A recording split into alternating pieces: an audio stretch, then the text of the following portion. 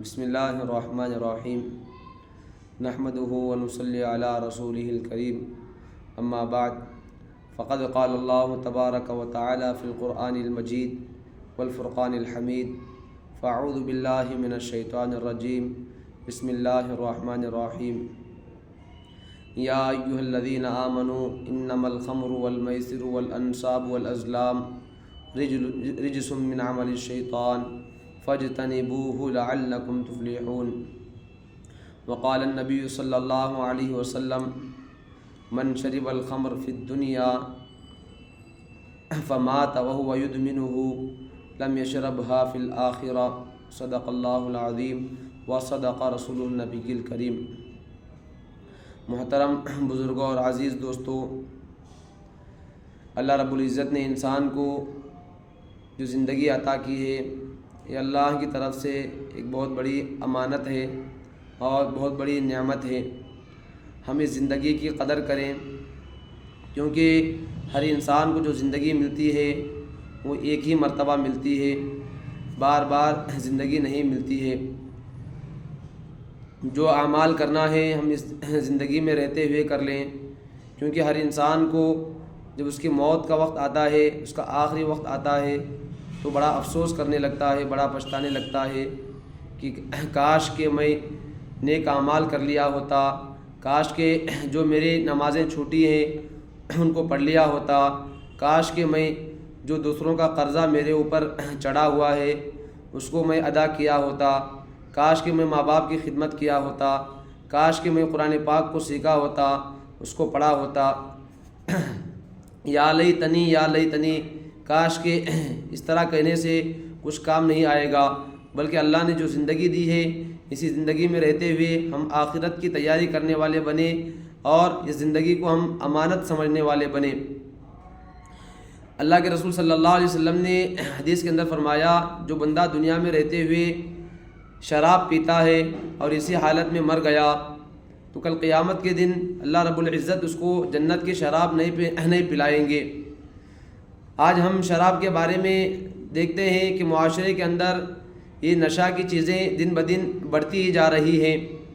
ہمارا معاشرہ، اس میں خصوصاً نوجوانوں کا طبقہ بہت تیزی کے ساتھ اس کے اندر مبتلا ہوتا جا رہا ہے۔ آج ہم معاشرے میں دیکھتے ہیں کہ 16 سال کے بچے، 17 سال کے بچے، 18 سال کے بچے، یہ عمر کیا ہوتی ہے؟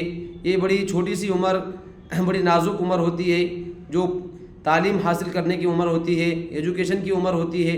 ایسی عمر کے اندر ہمارے بچے ہمارے معاشرے میں نشے کے اندر مبتلا ہوتے جا رہے ہیں اور یہ بیماری بہت تیزی سے پھیل رہی ہے۔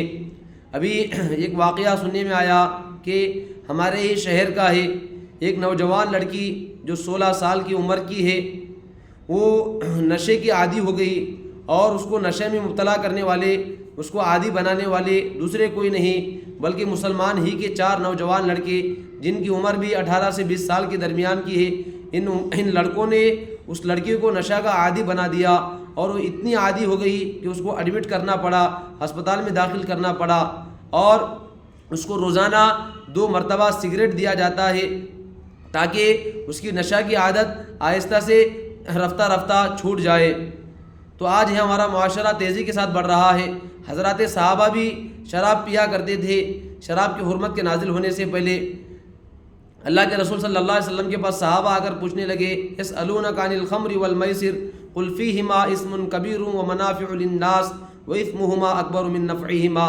صحابہ نے شراب کے بارے میں پوچھا، اللہ کے رسول یہ شراب کے بارے میں آپ کیا فرماتے ہیں؟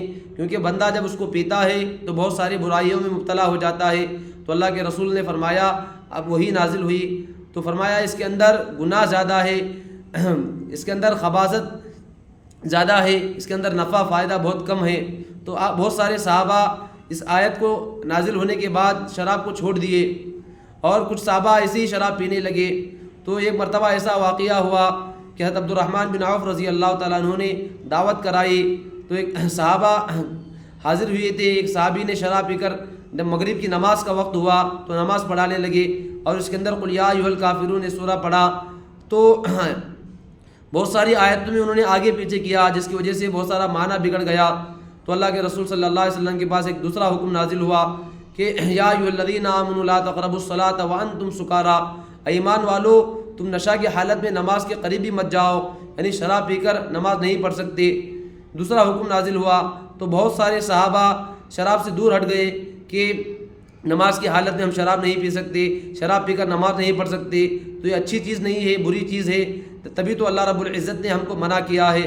تو اور بھی بہت سارے صحابہ تھے جو شراب پیا کرتے تھے، کیونکہ صراحتاً کوئی حکم نازل نہیں ہوا تھا۔ تو ایک مرتبہ ایسا ہوا کہ ایک مجمع جمع ہوا جہاں پر انصار اور مہاجرین دوسرے بہت سارے صحابہ جمع ہو گئے۔ ایک صحابی کھڑے ہو کر بیان کرنے لگے، انہوں نے اپنے بیان کے اندر ایک قبیلے کی تعریف کی اور ایک قبیلہ یعنی انصار کی انہوں نے مذمت کی، ایک کو چڑھا کر بات کیا، ایک کو گرا کر بات کیا۔ تو جو انصاری صحابی تھے وہ کھڑے ہو کر ان کو واپس جواب دینے لگے اور آپس میں بہت سارا جھگڑا ہو گیا، اور یہ قصہ اللہ کے رسول صلی اللہ علیہ وسلم کے پاس پہنچا۔ تو اللہ کے رسول صلی اللہ علیہ وسلم نے اللہ رب العزت سے دعا کی، اے اللہ شراب کے بارے میں کوئی صراحتاً حکم نازل فرمائیے۔ تو اللہ رب العزت نے آیت نازل کیا کہ اے ایمان والو تمہارے اوپر شراب، جوا وغیرہ سب حرام کر دیا گیا ہے۔ تو اس وقت صحابہ جتنی شرابیں ان کے پاس رکھی ہوئی تھی تمام کی تمام شرابوں کو گلیوں میں بہا دیے۔ تو دوستو آج کا ہمارا معاشرہ اس میں مبتلا ہوتا جا رہا ہے۔ اللہ رب العزت سے دعا ہے کہ اللہ تعالی ہمارے نوجوانوں کی حفاظت فرمائے، نشہ والی چیزوں سے اللہ بھرپور حفاظت فرمائے، آمین۔